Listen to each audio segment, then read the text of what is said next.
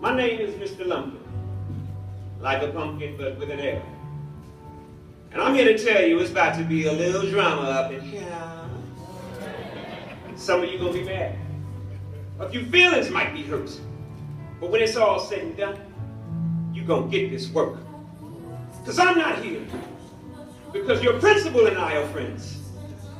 I'm not here because they're paying me to be. I'm not making one red cent. I'm only here because I know what it's like to be you, to be labeled and typed, for people to think you won't make it in life, for them to talk about you, discredit and discount you, to claim that there's nothing you'll ever amount to, for them to assume, because you're not properly groomed, that somehow that means that your whole life is doomed. How they're never there to help you, but they're there to talk about you.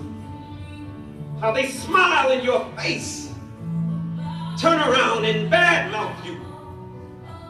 How they look in your eyes and tell you bold lies, while they quietly despise and devise your demise. I promise I know what it's like to have a stepfather you don't like because the two of you don't vibe, to frequently collide and stay mad at your mama because she's always on his side, to watch the two of them have children and the house become a divide, but to always feel like the only one on the outside.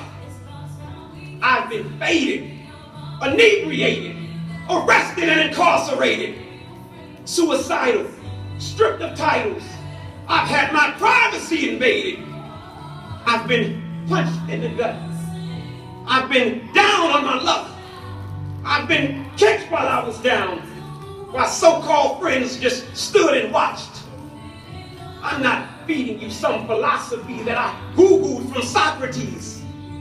I'm sharing my life story so you know that you're a part of me and that I know what it's like to be in the streets chasing cheddar, because you feel the finances and females are going to make you feel better. And they do. But it only lasts for a quick moment or two. Because when the sun rises, you realize that what you're left with is you. And the reality of that truth. And the truth is you're trapped, always on the run, held hostage and fearful of something that you've done. My sons, there's no strength in ignorance. My daughters, there's no weakness in knowledge.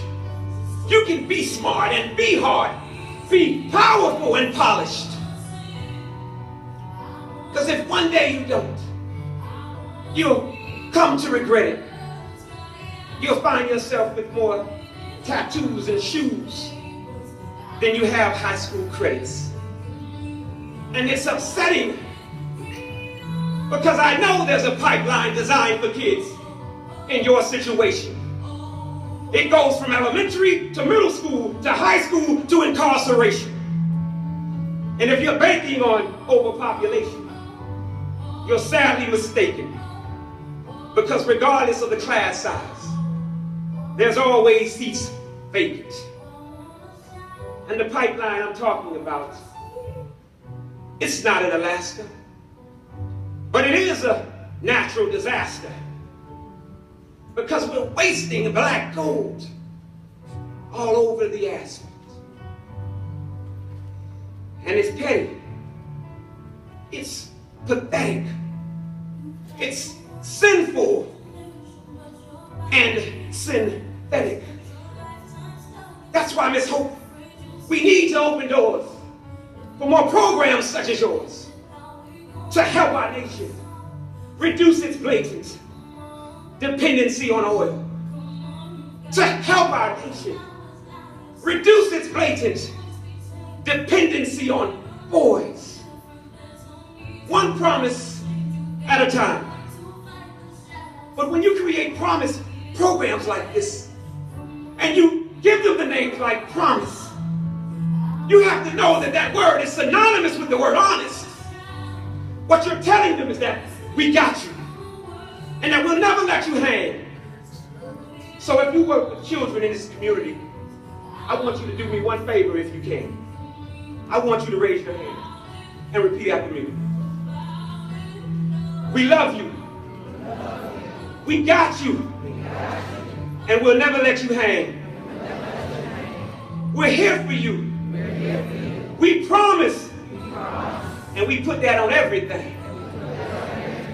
Put your hands down. Because see, a promise doesn't have worth just because you speak it. It only contains value to the extent that you keep it. And I know what it's like to make promises to yourself that you speak but don't keep, and then blame someone else. I promise to not skip school. I promise to not fight. I promise to not shoot guns, shoot drugs or dice. I promise to not sell drugs, burglarize or steal. I promise to not smoke weed. I promise to not kill. I promise to be positive wherever I may go. And I promise to keep my pants up so my underwear won't show.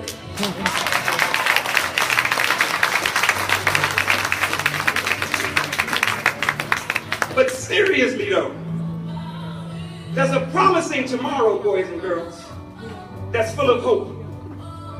It's something that we call a personal promissory note. And if I can go from a child that was frequently suspended by the principal and becoming a principal myself and owning my own business, then surely you can too. But tomorrow is not promised. So it begins and ends with you.